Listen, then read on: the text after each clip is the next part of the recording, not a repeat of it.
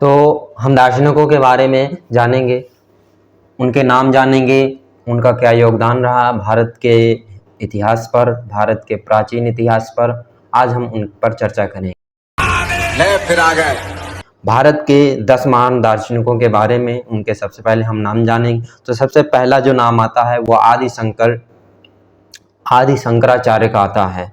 वे अद्वैतवाद के प्रणेता थे, जिन्होंने ब्रह्म की एकता पर जोर दिया था। ब्रह्म क्या है, ब्रह्म और जीव के बीच की एक कड़ी प्रस्तुत की कि ब्रह्म और जीव के बीच में क्या संबंध है। इसके बाद आता है दूसरा नंबर कपिल ऋषि का। कपिल मुनि जिसे हम कहते हैं, महर्षि कपिल भी कहते हैं, उन्होंने सांख्य दर्शन का प्रतिपादन किया। उस सांख्य दर्शन में उन्होंने द्वैत सिद्धांत का प्रतिपादन किया। द्वैत सिद्धांत यानी कि सब लोग उस ईश्वर की उत्पत्ति हैं जिस ईश्वर से सभी उत्पन्न हुए हैं, वो चाहे चींटी हो, चाहे मनुष्य या बड़ा से बड़ा जीव हो, हाथी हो। तीसरे नंबर पर आते हैं महर्षि पतंजलि।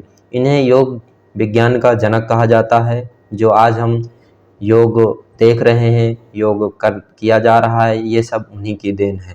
उन्होंने योग सूत्र के माध्यम से अष्टांग नियमों पर चर्चा की थी। इसके बाद चौथा नंबर आता है गौतम बुद्ध।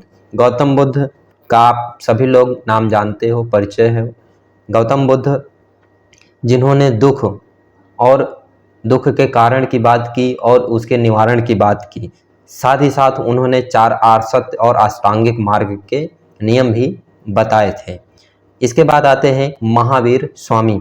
महावीर स्वामी ये 24वें नंबर के तीर्थंकर थे। जैन धर्म के इनको प्रवर्तक माना जाता है। जैन धर्म के इनको मेन मुखिया के रूप में देखा जाता है। इन्होंने अहिंसा और अपरिग्रह पर मेन फोकस किया था। इसके बाद आते हैं आचार्य कणाद।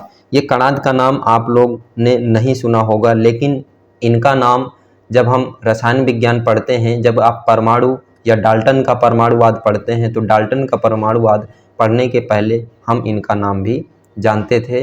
अभी भी इनका नाम रसायन विज्ञान में इनका नाम बड़े ही सम्मान से लिया जाता है, क्योंकि ये परमाणु सिद्धांत के इन्होंने डाल्टन के पहले ही दे दिया था, जिसका डाल्टन ने बाद में कॉपीराइट करके अपना बना लिया था।